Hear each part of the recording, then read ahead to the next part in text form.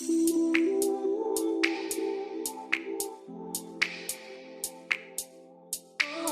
future of logistics and supply chain. With the rapid advancements in technology and increasing globalization, the future of logistics and supply chain is constantly evolving. Here are some trends that are shaping the industry. Automation. With the rise of artificial intelligence and machine learning, automation is becoming increasingly prevalent in the supply chain. This includes automated warehouses, drones for delivery, and self-driving trucks for transportation. Sustainability. Recently, there has been a growing awareness and focus on sustainability in supply chain and logistics. Companies are implementing green practices to reduce their carbon footprint, such as using eco-friendly packaging and reducing waste. Blockchain. Blockchain technology is also gaining popularity in the industry as it offers a secure and transparent way of tracking and recording transactions. This can help improve supply chain efficiency and reduce the risk of fraud. E-commerce. With the rise of e-commerce, logistics and supply chain professionals face the challenge of meeting increased demand for fast and efficient delivery. This has led to innovations in last-mile delivery options, such as same-day or next-day shipping.